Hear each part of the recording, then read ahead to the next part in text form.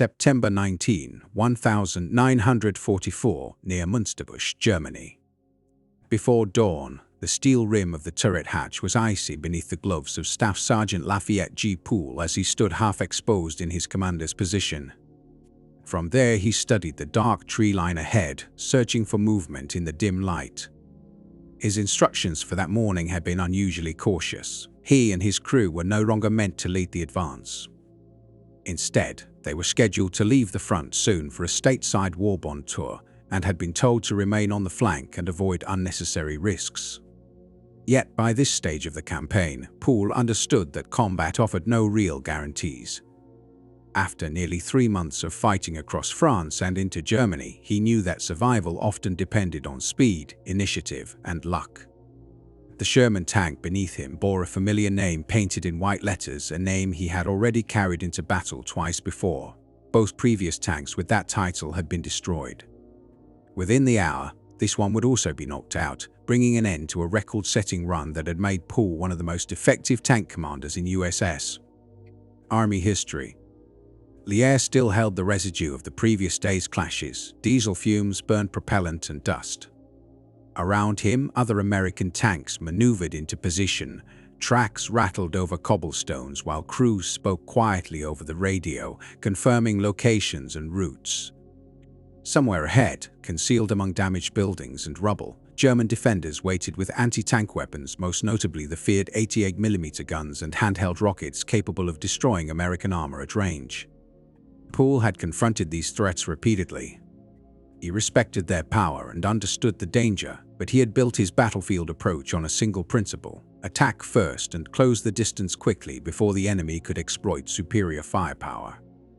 That aggressive doctrine had carried him through dozens of engagements, the loss of 2 tanks, and countless near misses where enemy shells either struck glancing blows or passed within inches of the armor.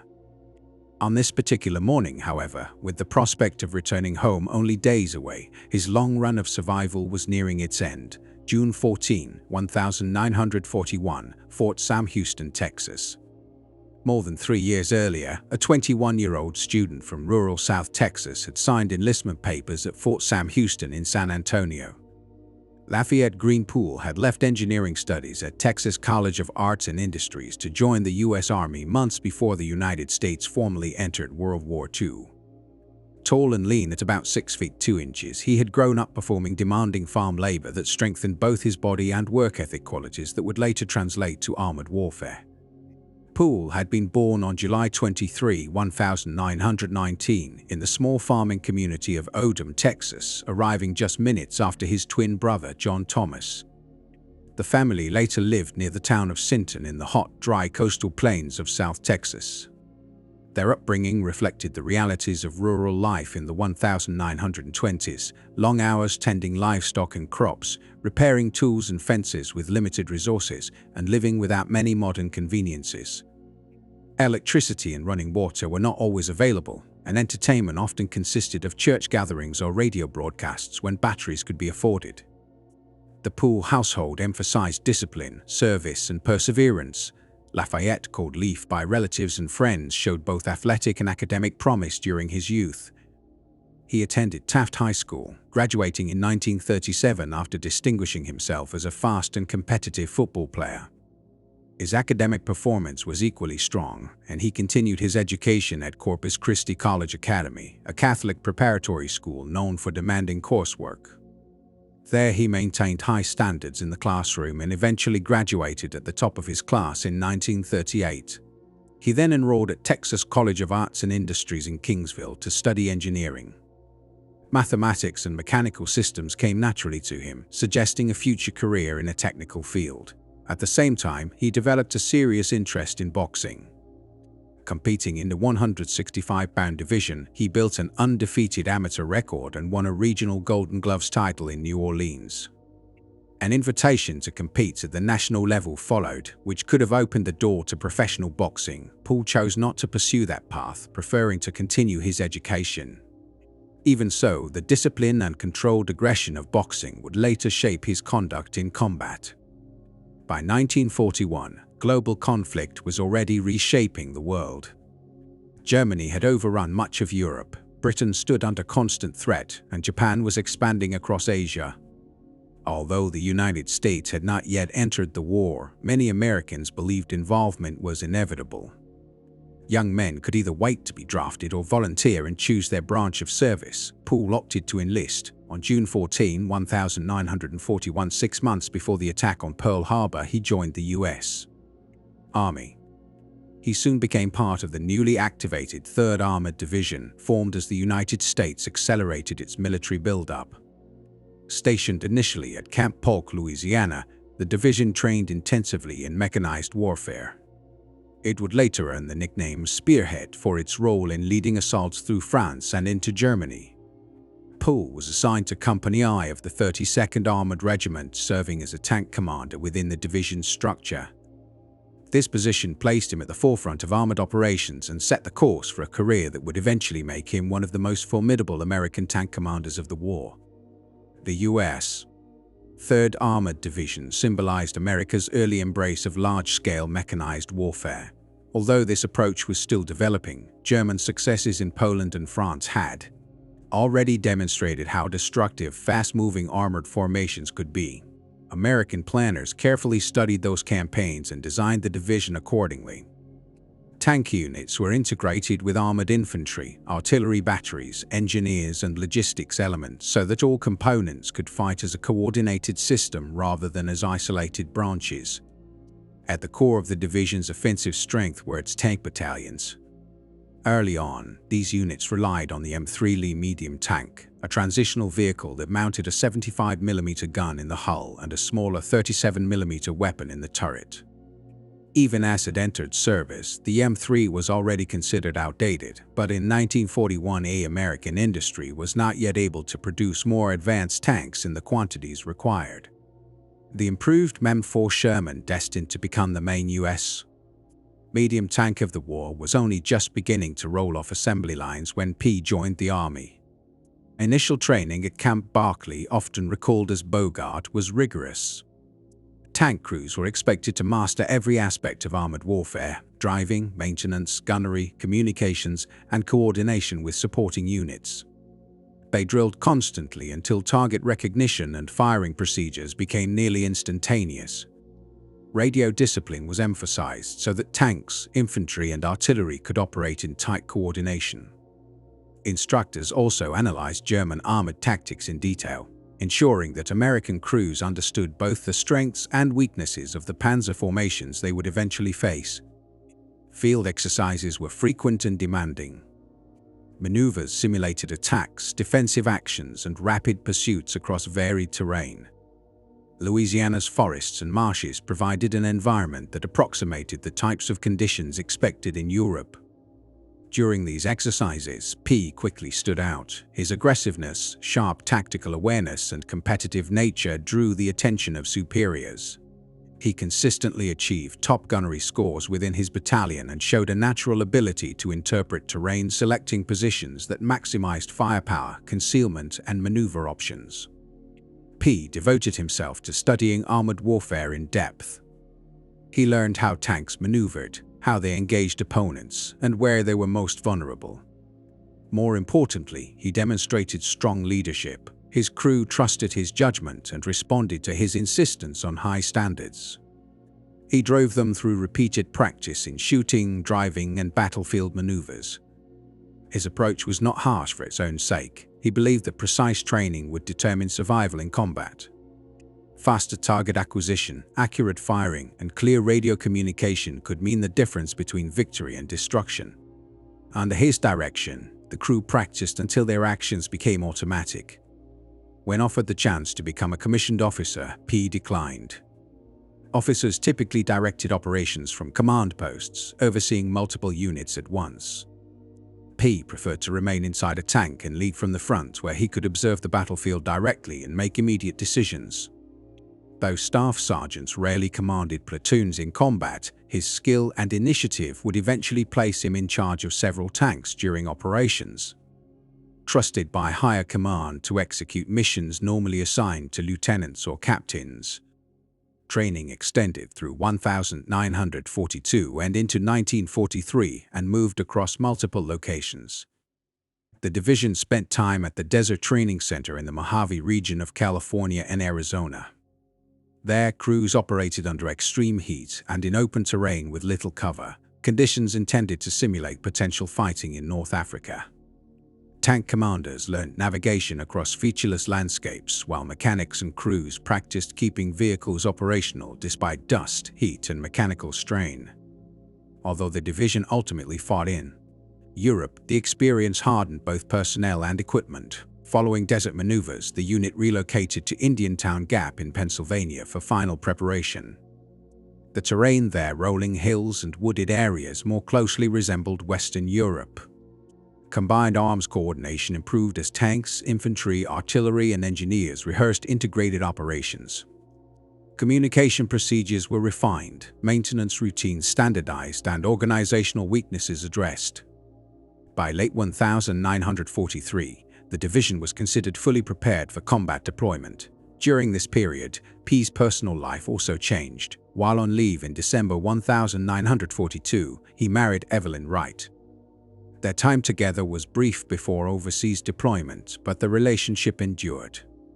Throughout the war, letters from Evelyn provided emotional support, and in the years after the conflict they built a large family and remained together for decades. In September 1943, P and the 32nd Armored Regiment departed from New York Harbor aboard troop transports bound for England. The Atlantic crossing lasted roughly 2 weeks. Soldiers traveled in crowded conditions, often seasick and constantly aware of the submarine threat. Convoys zigzagged across the ocean while destroyer escorts scanned for German U-boats and launched depth charges whenever sonar indicated possible contacts. The regiment arrived safely in Liverpool later that month. From September 1943 until June 1944, the 3rd Armoured Division remained in England preparing for the anticipated invasion of Western Europe. Units trained across the British countryside, worked alongside British forces, and received final equipment and replacements. The waiting period was tense. Everyone expected a major operation but lacked details. Security remained strict and rumors circulated widely. During this time, P also experienced a rare setback in the boxing ring. In July 1944, heavyweight champion Joe Louis toured England to boost morale among American troops. Louis, a celebrated figure whose victories had symbolic importance for the United States, held exhibition matches with servicemen. Few volunteers stepped forward to spar with him, but P accepted the challenge. The friendly bout took place on July 4 in Liverpool. Intended as light entertainment, it became more competitive when P pressed the attack and landed several solid punches. Louis, surprised but composed, halted the exchange with a quiet remark, signaling that the lesson was over. The lesson was delivered quickly and decisively. Louis gave P a controlled sparring session, using his greater speed, strength, and technical mastery to outclass the young sergeant without seriously injuring him. At any moment he could have ended the match, but instead he chose to illustrate the enormous difference between a professional boxer and an amateur. Years later, P admitted that during that demonstration, Louis handled him with complete ease, turning him in every direction. Yet the encounter gave P something more valuable than a win. He realized that raw strength and physical advantages could be countered by timing, strategy, and precision. Pure aggression, he learned, was not enough. Discipline, skill, and tactical awareness determined outcomes. These insights would prove critical in the campaigns that followed. On June 23, 1944, at the English port of Weymouth, the U.S. 3rd Armored Division began loading onto ships bound for Normandy. The Allied landings had taken place on June 6, and in the weeks since, forces had secured the beaches and pushed inland against determined German defenses. Reinforcements such as the 3rd Armored were now crossing the Channel to support the advance.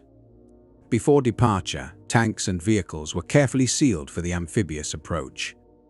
Every opening was covered to prevent seawater from flooding engines and crew compartments as they moved from landing craft toward shore. Despite thorough preparations, anxiety remained high. Stories of heavy losses on D-Day and brutally fighting in the hedgerows had circulated widely. Now it was their turn to enter the war. On June 24, the division landed at Omaha Beach under steady rain that turned the shoreline into a field of mud and congestion. The area still showed clear signs of the invasion: damaged landing craft in the surf, shattered German defenses on the bluffs, and enormous stockpiles of supplies scattered across the sand. Military police directed a constant flow of vehicles toward assembly zones, while the air carried the mixed scents of seawater, fuel, wet earth, and explosives. P's first Sherman tank, an M4A0 armed with a 75mm gun, reached shore without trouble. Its waterproofing held, the engine started, and it drove off the beach under its own power. Over the following days, the division gathered in staging areas, removed protective coverings, tested weapons, performed maintenance, and prepared for combat. Months of joint training had forged P's crew into a coordinated unit. Now they would see whether that preparation would hold under fire. P had personally chosen his crew, selecting men whose abilities and temperaments fit both the mission and his aggressive leadership style. Corporal Wilbert "Baby" Richards served as driver. Though only about 5'4" and slight in build, he maneuvered the Sherman with exceptional control. P often joked that Richards could park the 33-ton tank in heavy city traffic. Richards preferred to drive with his hatch open after once being trapped inside a tank during training. The open hatch improved visibility and offered a quicker escape, though it exposed him to greater danger. 17-year-old Private First Class Bertrand Schoolboy Close worked as assistant driver and bow gunner, operating the hull-mounted .30 caliber Browning machine gun. Despite his youth and slight appearance, he proved highly effective against enemy infantry approaching the tank with anti-armor weapons. He also helped pass ammunition during intense engagements. Corporal Willis Groundhog O, age 29, served as gunner. Calm and methodical, he contrasted with P's intensity. He spent long hours behind the sight, prepared to fire instantly.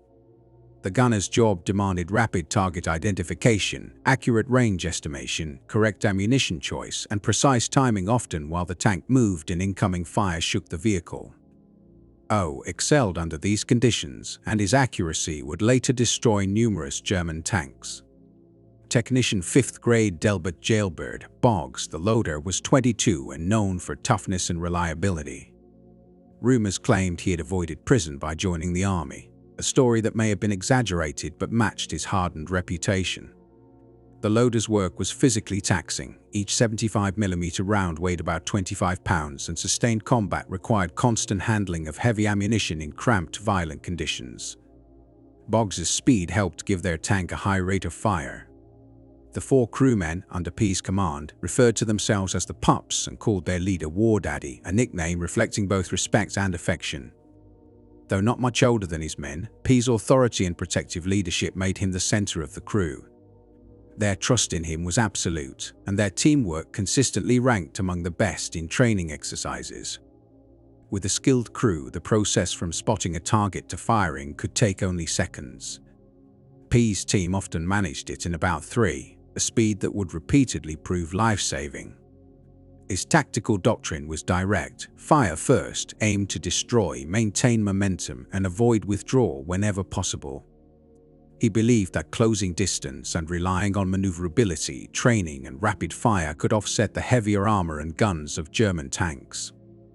German armored vehicles, such as the Panther and Tiger, had advantages in firepower and armor that allowed them to destroy Sherman tanks from distances at which the Sherman could not retaliate effectively.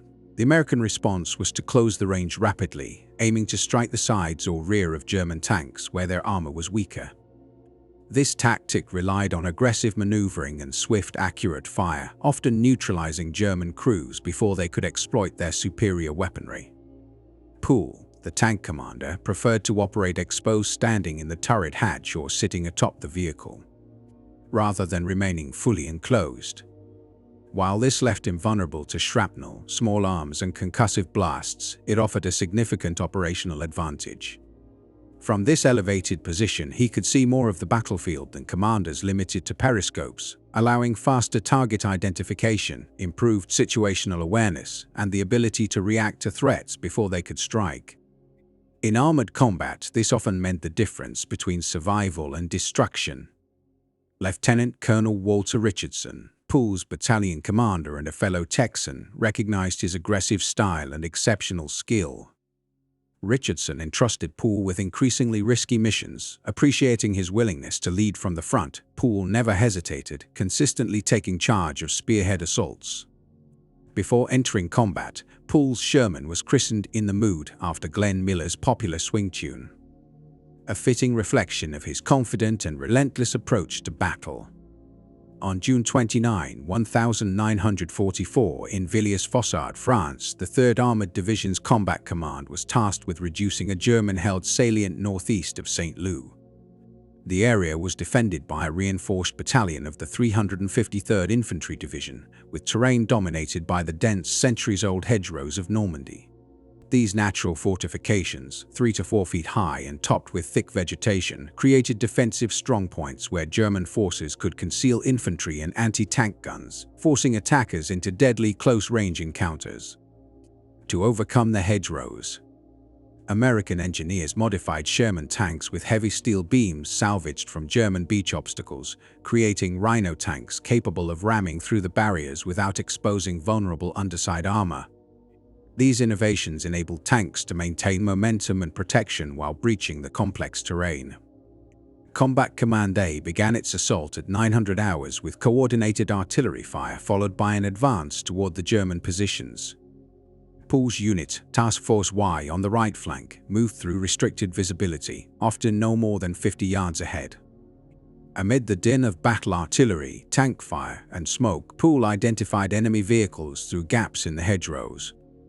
His crew destroyed 3 German vehicles and neutralized over 70 enemy combatants on their first day, demonstrating the value of training and disciplined execution under extreme stress.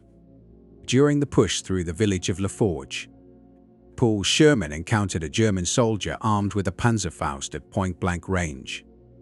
The shaped charge penetrated the tank's side armor, forcing the crew to evacuate immediately.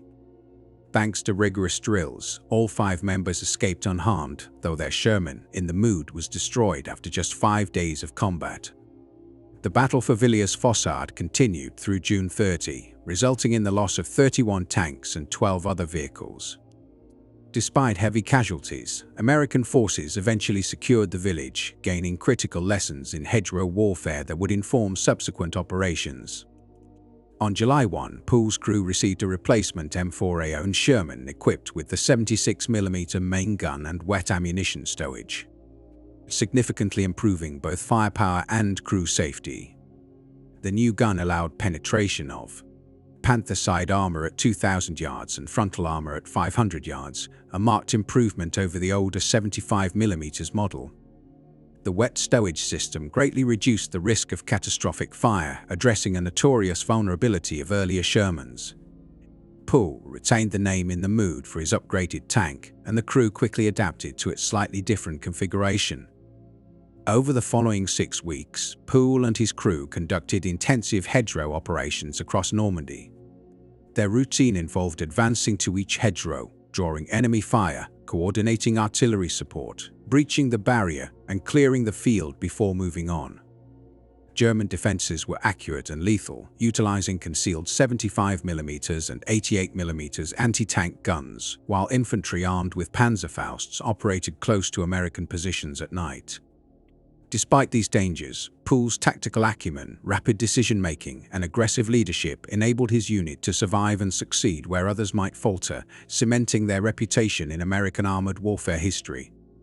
He developed an acute intuition for assessing terrain and predicting enemy positions before they became apparent. He studied shadow patterns, vegetation growth, and the lines of sight from multiple vantage points. Subtle signs of fortification, minor disruptions in foliage that might conceal weapons, and natural firing points chosen by experienced opponents became immediately recognizable to him. This ability to anticipate enemy actions provided P with a decisive advantage. He often engaged first and neutralized threats before they could respond effectively. During a dusk advance near Lamesnil-Herman, P was about to halt for the night when he noticed a dark shape roughly 50 feet ahead. It was a German 40mm anti-aircraft emplacement, with its crew unaware of the approaching Sherman. The Germans were moving casually, Assuming no immediate engagement, P understood he had only seconds to act. Without issuing standard radio commands that might reveal his presence, he instinctively shouted, "Gunner, fire!" Ola, already on the sights, reacted instantly. The 76mm round struck the 40mm gun directly, destroying it and incapacitating the crew in mere seconds. The entire action from identifying the target to impact lasted approximately 3 seconds, demonstrating how extensive training could translate into instinctive, near-instantaneous combat decisions. In another night operation near Colombey, France, P faced a far more dangerous encounter. Advancing cautiously through hedgerows under limited visibility, his platoon suddenly confronted a German Panther tank at a distance of roughly 30 yards.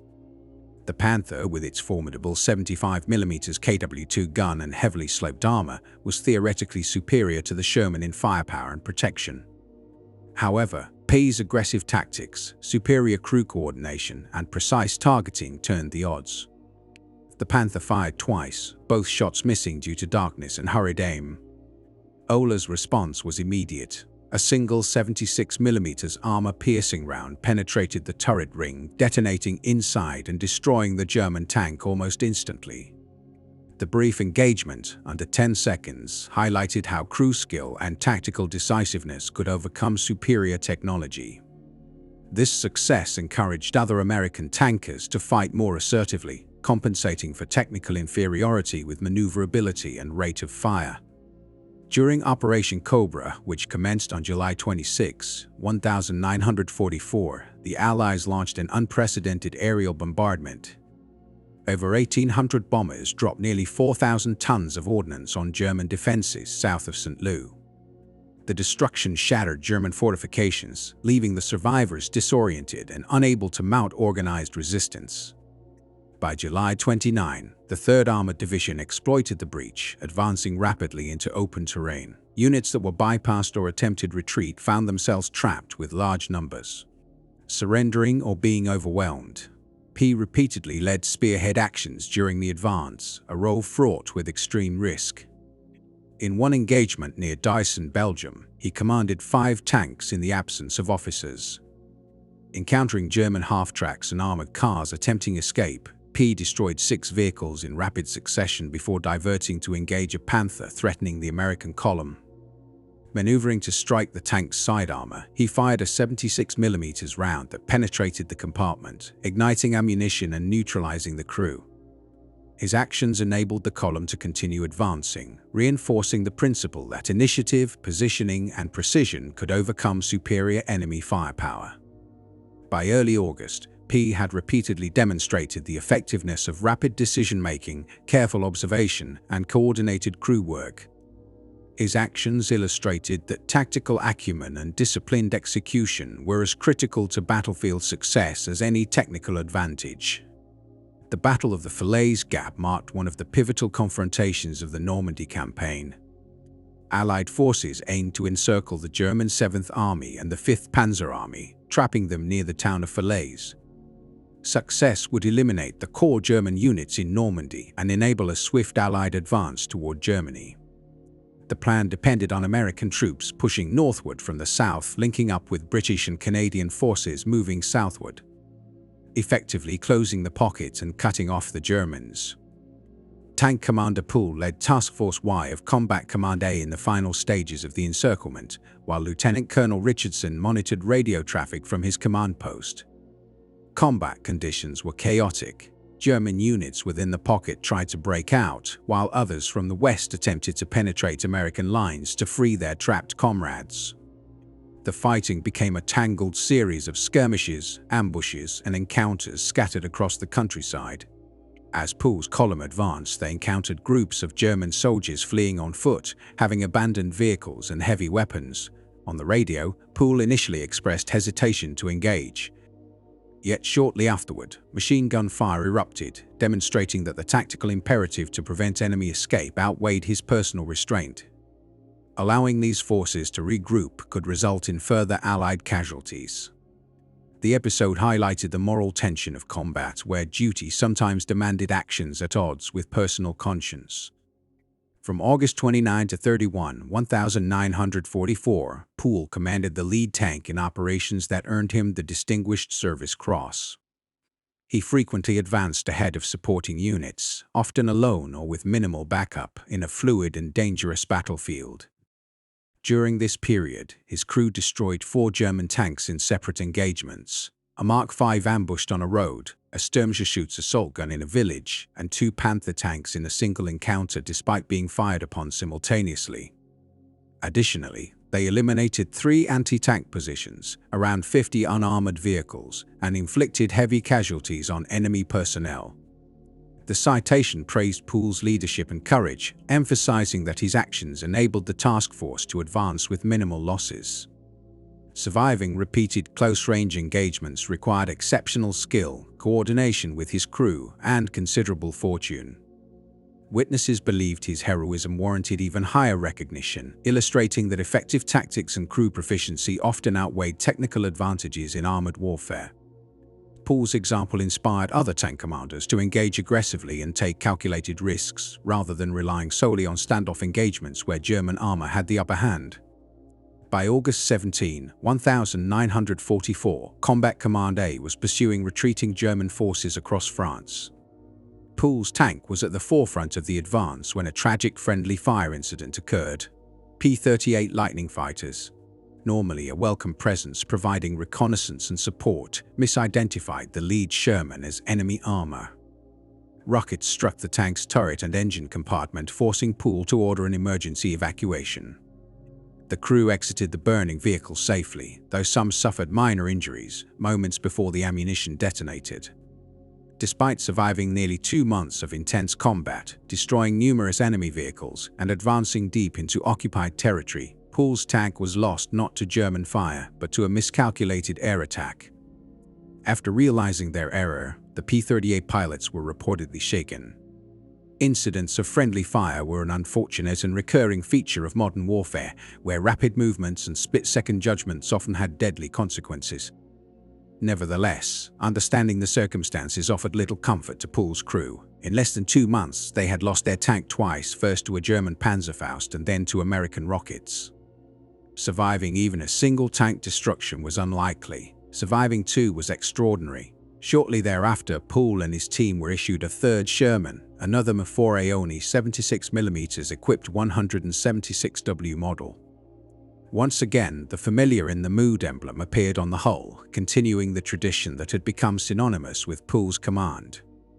Within the 3rd Armored Division, the name represented a tank that consistently led assaults, inflicted significant damage on enemy forces, and seemed to thrive despite constant exposure to danger. This 3rd Sherman carried the crew through another month of operations, advancing toward the German border and breaching the Siegfried Line, culminating in Pool's final combat engagement. By September 1944, the 3rd Armored Division was advancing swiftly through France and into Belgium, pursuing German units retreating toward the Siegfried Line, a network of bunkers, obstacles, and minefields along Germany's western frontier. Originally constructed in the 1932nd to deter France, the fortifications had been largely neglected during Germany's offensive campaigns. As Allied forces approached, German troops hastily fortified these positions to slow the advance. Capturing the Siegfried Line before it was fully manned became strategically crucial. If the Allies broke through early, they could push into Germany before winter. If the Germans successfully defended it, Allied forces faced a prolonged and costly struggle. Throughout this phase, Pool's tank maintained its role in leading assaults. By early September, Pool had personally accounted for over 250 enemy vehicles destroyed, including at least 12 tanks.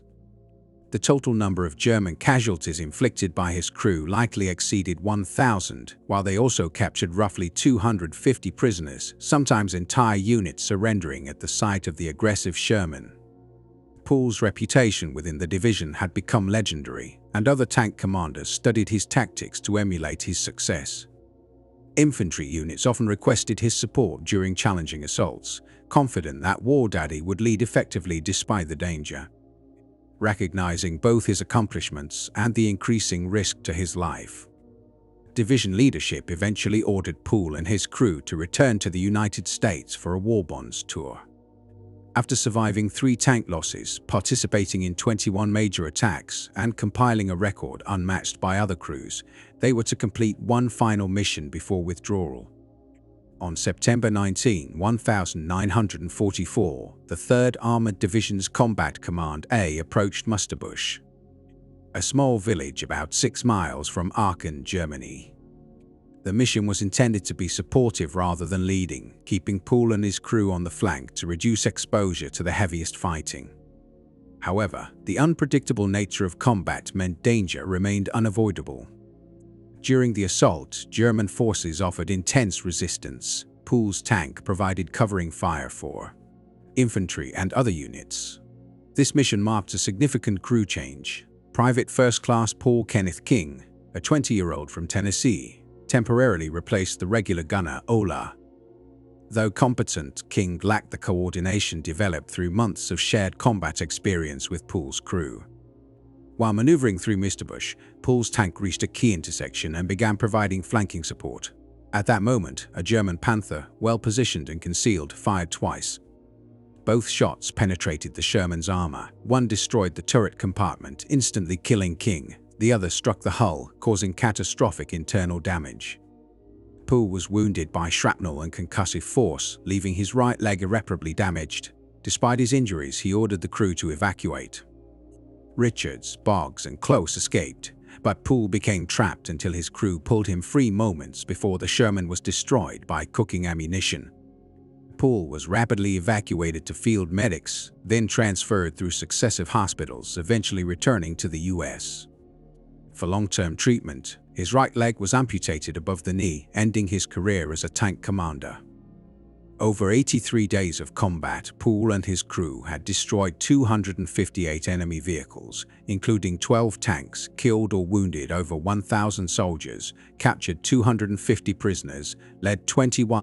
King was the only crew member killed in the final action. Pool received multiple awards for valor and service, including the Distinguished Service Cross, Legion of Merit, Silver Star, Purple Heart, and recognition from Belgium and France.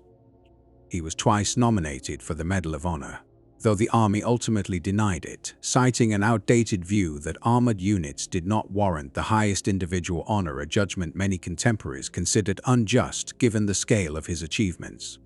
Over the course of 83 days of frontline action, Lafayette Pool displayed extraordinary courage and leadership that went well beyond the usual expectations for military honors. Despite this, the official decision regarding his recognition remained unchanged. When examining Pool's record in the context of World War II armored combat, his accomplishments stand out as exceptionally rare. During the war, the United States produced roughly 49,000 Sherman tanks, giving American and Allied forces a substantial numerical edge over German armored units. In contrast, Germany manufactured around 6,000 Panthers and 1,350 Tigers. While German tanks were technically superior, with the Panther's 75mm gun capable of destroying a Sherman at over 2,000 yards, and the Tiger's 88mm gun being even more lethal. Pool demonstrated that skillful tactics, precise teamwork, and decisive leadership could offset these advantages. Pool achieved 12 confirmed tank kills, including several Panthers, which were considered the most dangerous German tanks encountered by USS forces. He relied on superior positioning, rapid firing, and coordinated crew operations to defeat vehicles that were otherwise more heavily armed and armored. His approach inspired many American tank crews to adopt an aggressive style of engagement, emphasizing speed, teamwork, and closing distance to neutralize enemy advantages. After recovering from his injuries and learning to walk with a prosthetic leg, Pool faced a pivotal decision. While many would have accepted a medical discharge and returned to civilian life in Texas, Pool's commitment to the Army and to his career was unwavering. He re-enlisted in July 1948 despite his disability, and the Army recognized the value of his experience. He was assigned to training and advisory roles, mentoring the next generation of tank crews in armored tactics, gunnery, and battlefield leadership. Pool retired from the Army on September 19, 1900 at Mr. holding the rank of Chief Warrant Officer II. His service spanned 19 years, beginning with his enlistment in June 1941 and culminating in a legacy defined by bravery and tactical innovation. In retirement, Pool lived in Keene, Texas, near Fort Hood, maintaining strong ties with the military community. He attended 3rd Armored Division reunions, corresponded with former comrades, and occasionally shared his combat experiences with military audiences. He also raised a family, fathering 8 children with his wife Evelyn and sustaining a marriage that endured the strains of war and military life. Tragedy struck when Pool's son, Captain Jerry Lynn Pool Sr., followed his father into military service as an Army Special Forces officer. During a reconnaissance mission in Ratanakiri Province, Cambodia, on March 24, 1970, Captain Pool's helicopter came under heavy fire, exploded and crashed, killing all 7 aboard. For decades, he was listed as missing in action. On April 12, 1995, remains were discovered at the crash site, and through DNA and dental records, they were positively identified on June 20, 2001. Captain Pool was interred with full military honors at Arlington National Cemetery. Lafayette Pool passed away on May 30, 1991, in Keene, Texas, at the age of 71, nearly 47 years after his wounding at Mustabush. He was honored as one of the most accomplished American tank commanders, remembered for the soldiers he trained, the tactics he perfected, and the leadership he exemplified. In 1993, Fort Knox dedicated the Tank Driver Training Simulator Hall in his name, ensuring that future tank crews would learn of Pool and his famed crew known as War Daddy.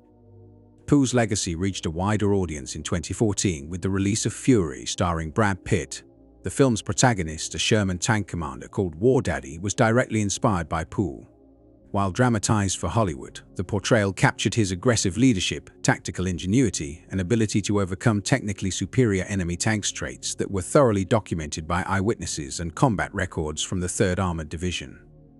PN's influence extends far beyond the realm of cinema and commemorative institutions. His record in armored warfare remains unparalleled in American military history. Across World War II, Korea, Vietnam, and subsequent conflicts, no American tank commander has approached his staggering total of 258 enemy vehicles destroyed in only 83 days of combat. The scale of this achievement becomes more striking when placed in context. The average Sherman tank in Europe lasted roughly 11 days before being disabled or destroyed, whereas Pool's crew endured 83 days, transitioning between 3 different tanks while continuing to engage the enemy effectively. Where a typical American tank crew would eliminate 1 to 3 enemy vehicles over the course of its entire service, Pool's team accounted for 258. Pool's success did not stem from technological superiority or sheer numbers.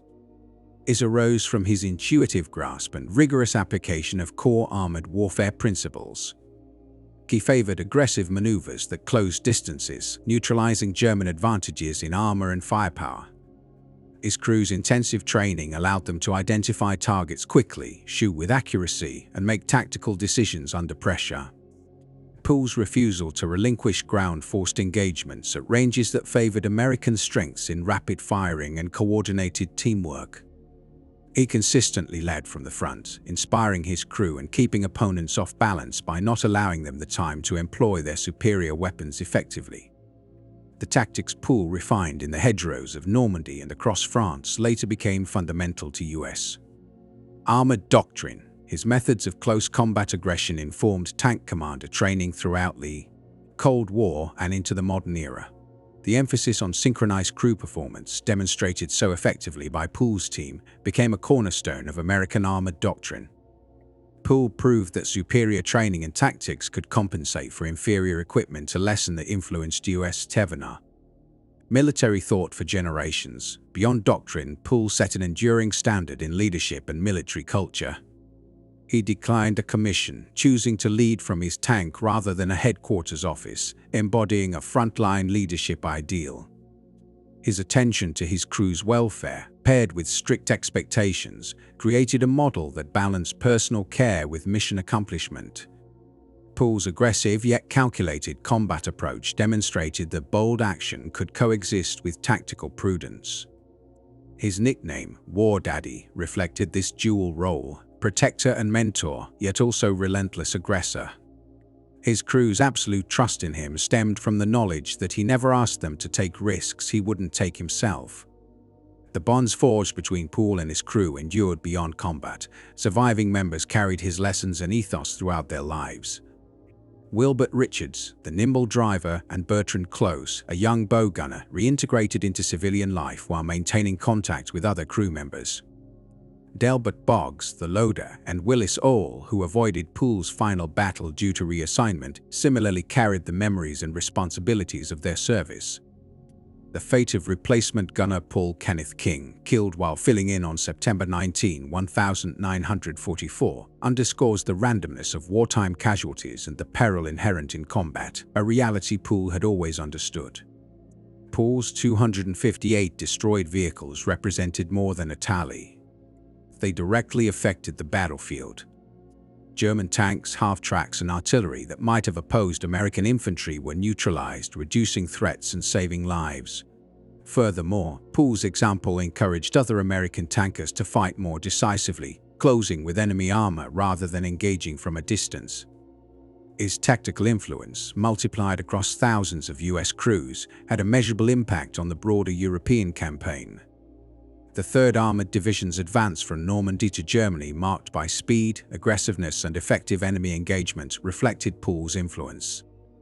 Pool's story also illustrates the broader pattern of American success in World War II. U.S. forces entered the war often outgunned and facing technically superior German tanks. Yet industrial capacity, rigorous crew training, and a culture that rewarded initiative allowed the Americans to leverage their advantages. Pool, a Texan with no military pedigree, rose to prominence through skill, leadership, and determination, commanding a diverse crew whose coordination and resolve overcame technical shortcomings. Contrasts with German armored doctrine highlight differing military philosophies. German tactics relied on long-range engagements to exploit superior weaponry, emphasizing individual skill, discipline, and technical excellence. Pool's method inverted this approach. He closed distance, prioritized teamwork over individual prowess, and acted decisively even with minimal support. These differences reflected deeper cultural contrasts. American forces valued initiative, adaptability, and practical outcomes, whereas the German military emphasized hierarchy, discipline, and technical precision. Pool's effectiveness exemplified the American model, proving that ingenuity, leadership, and tenacity could overcome apparent material disadvantages. Ultimately, the success of Pool and his crew underscores a key truth: technological superiority alone does not guarantee victory. German tanks like Panthers and Tigers could not offset industrial limitations, strategic overreach, and cumulative combat losses. The Shermans, though often criticized, achieved success through numbers, training, and aggressive tactics. Pool's record embodies this principle, demonstrating that skill, coordination, and bold leadership can decisively shape outcomes on the battlefield. Lafayette Pool's combat record challenges the simplified view of American tank operations during World War II. Popular accounts often depict the MF-4 Sherman as an inadequately armed and armored vehicle responsible for heavy losses among U.S. crews. While it is true that Sherman tanks were generally outmatched by German medium and heavy tanks, Pool's experience shows that skill, aggressiveness, and leadership could transform the Sherman into an effective weapon. Over 83 days of frontline fighting, Pool destroyed 258 enemy vehicles, including 12 tanks, while serving in 3 different Shermans. He survived the complete loss of each tank and consistently led his crew to outstanding success, far surpassing the performance of crews operating technically superior German vehicles. His record demonstrates that in armored warfare, the capabilities of the crew outweigh the mechanical specifications of the tank itself. This principle remains relevant across all eras of military conflict. Training, coordination, and decisive leadership often prove more decisive than advanced equipment alone. Pool's achievements highlight the dangers of over-reliance on technology to solve tactical problems. Even the most sophisticated machinery cannot compensate for hesitation, poor coordination, or inadequate training.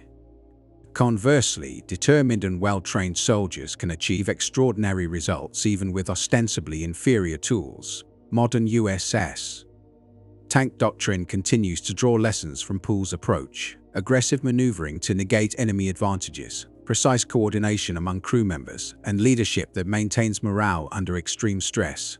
Fort Knox preserves this legacy with the Lafayette Pool Tank Driver Training Hall educating new generations of soldiers on his tactics and leadership. Pool's story also illustrates the unpredictable and often cruel nature of combat. He survived close calls, destroyed hundreds of enemy vehicles, and inflicted severe losses on the opposing forces. Yet he lost a leg and witnessed the death of a replacement crewman, Paul Kenneth King, in what was supposed to be a low-risk operation.